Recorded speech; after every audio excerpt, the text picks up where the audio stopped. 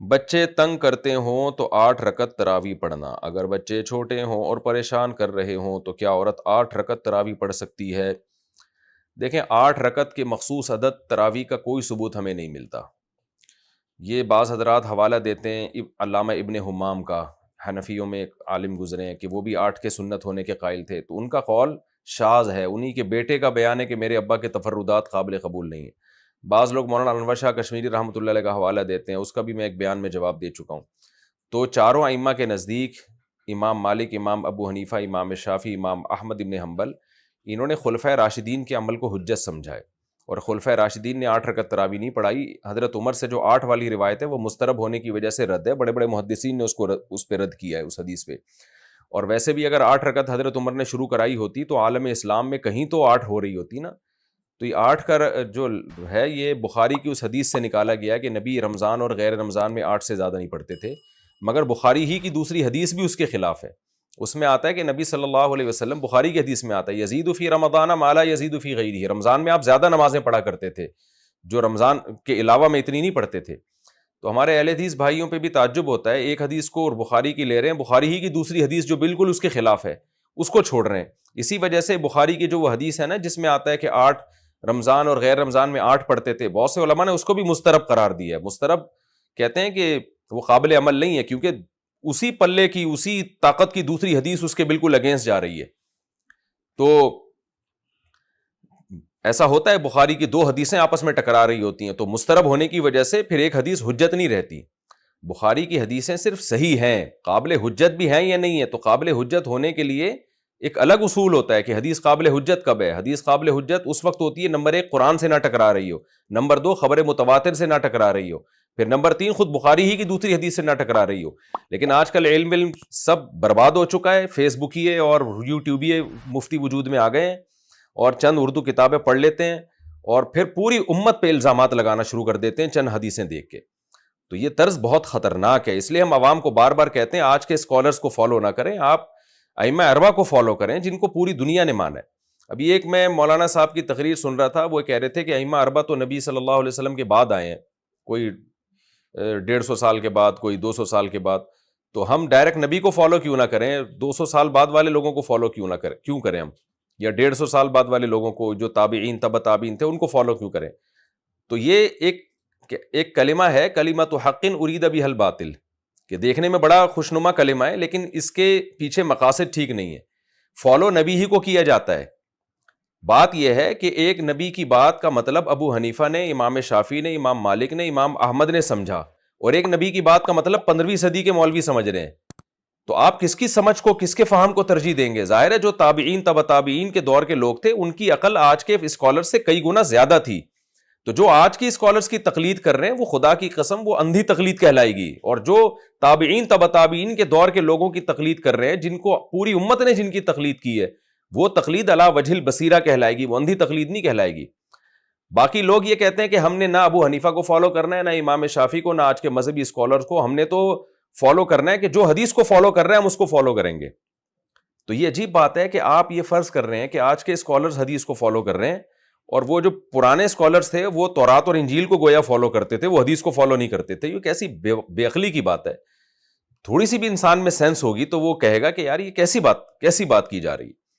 تو پہلے زمانے کے لوگ زیادہ حدیث کو فالو کرتے تھے آج کے لوگوں کی نسبت. آج لیبل حدیث کا لگ رہا ہوتا ہے، فالو حدیث کو نہیں کیا جا رہا ہوتا، فالو اپنی کھوپڑی کو کیا جا رہا ہوتا ہے کہ بس میری سمجھ میں جو حدیث کا مطلب آ رہا ہے میں وہی مانوں گا. تو اس لیے ہم اس میں یہ پوری امت کا اجماع ہو چکا ہے اس پر کہ تراویح 20 رکعت سے کم نہیں ہے.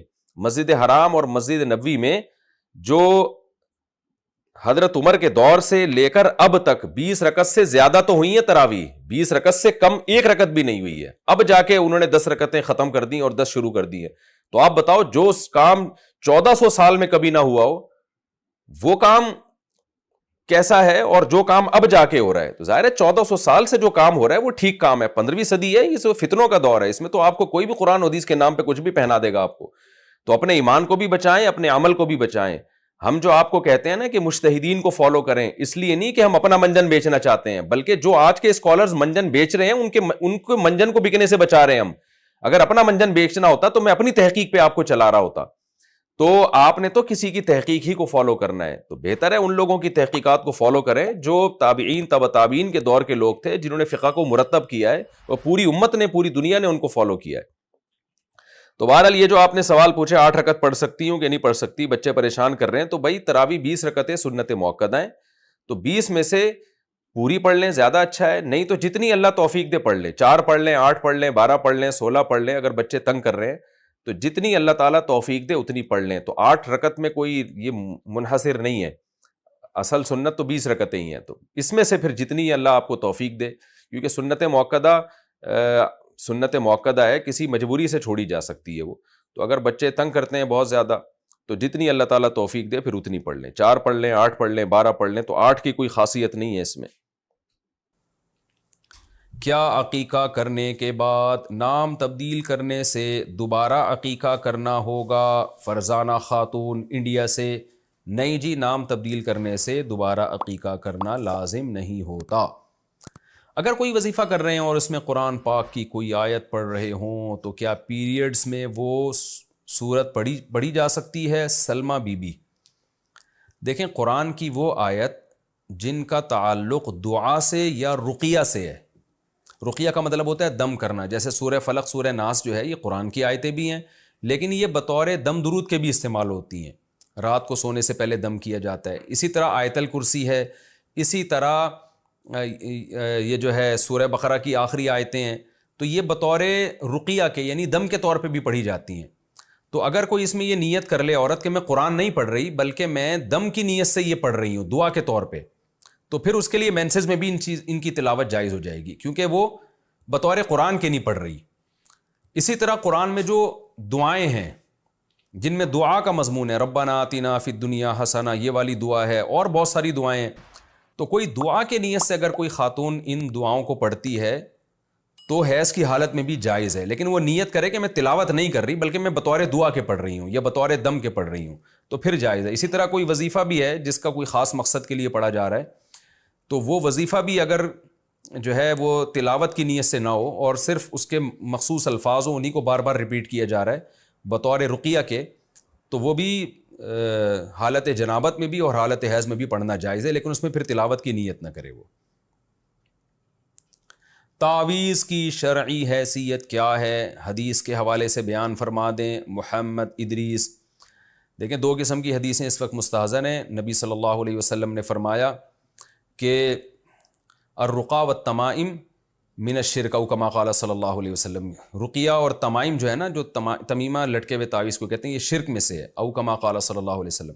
لیکن جمہور علماء اس کے قائل ہیں کہ اس سے شرکیہ تعویذ مراد ہے، کیونکہ رقیہ بھی شرکیہ رقیہ جو دم جسے کہتے ہیں وہ ناجائز ہے، تو تعویذ بھی وہ تعویذ جس میں غیر اللہ سے مدد مانگی گئی ہو وہ ناجائز ہے، شرک ہے۔ تو ویسے تعویذ کا استعمال فی نفسی ہی جائز ہے، اس شرط کے ساتھ کہ اس کا مضمون شرکیہ نہ ہو، یعنی غیر اللہ سے مدد نہ مانگی گئی ہو۔ نمبر 2، اس میں جو آیت لکھی ہو یا کوئی بھی عبارت لکھی ہو اس کا مفہوم واضح ہو، ایسے جو یوں یوں کیڑے مکوڑے بنا دیتے ہیں، تو یہ تعویذ کا استعمال اگرچہ شرک نہیں ہے لیکن ہے بہرحال حرام، یہ ناجائز ہے۔ تو مضمون اس کا واضح ہونا چاہیے، چاہے حروف ابجد میں واضح ہو، جن کو حروف ابجد والی زبان آتی ہے ان کو پتہ ہو کہ کیا لکھا ہوا ہے، یا واضح طور پر کوئی آیت لکھی ہو، دعا لکھی ہو جس کا مفہوم واضح ہو، یعنی پتہ چل رہا ہو کہ اس میں کوئی شرکیہ بات نہیں ہے۔ تو یہ تو ہو گیا مسئلہ تعویذ کا کہ فی نفسی جائز ہے، لیکن شریعت میں ترغیبی عمل نہیں ہے یہ۔ نبی صلی اللہ علیہ وسلم کی صحیح حدیث ہے، آپ نے فرمایا میری امت کے 70,000 لوگ ایسے جنت میں داخل ہوں گے جو بغیر حساب کتاب کے، اور انہیں آپ نے ان کا بھی تذکرہ کیا جو تعویذ کا استعمال نہیں کرتے ہوں گے۔ علامہ نووی رحمہ اللہ نے لکھا ہے کہ اس سے وہ تعویذ مراد ہے جو جائز تعویذ ہے، یعنی اس میں شریعت نے ترغیب دی ہے کہ جائز تعویذ بھی استعمال نہ کرو۔ اس لیے کوئی بھی کام جب کیا جائے نا تو سب سے بہتر ہے دعا کرنا اللہ سے ہاتھ اٹھا کے، یہ سنت عمل ہے، انبیاء کی سنت ہے۔ حضرت یونس علیہ السلام نے مچھلی کے پیٹ میں لا الہ الا انت سبحانک انی کنت من الظالمین کا وظیفہ تھوڑی پڑھا تھا، انہوں نے تو اللہ سے دعا مانگی تھی۔ سب سے افضل عمل ہے کہ دعا کی جائے اور اس بیماری کو دور کرنے کے اسباب یعنی علاج اختیار کیا جائے، اس کے بعد دوسرے درجے میں ہے تعویذ، لیکن لوگ تعویذ کو ترجیح دیتے ہیں، دعا کو پیچھے لے جاتے ہیں۔ تو جن کا اللہ پہ اعتماد اور توکل ہے وہ دعاؤں کو فوکس کرتے ہیں، وہ تعویذ گنڈوں کو فوکس نہیں کرتے۔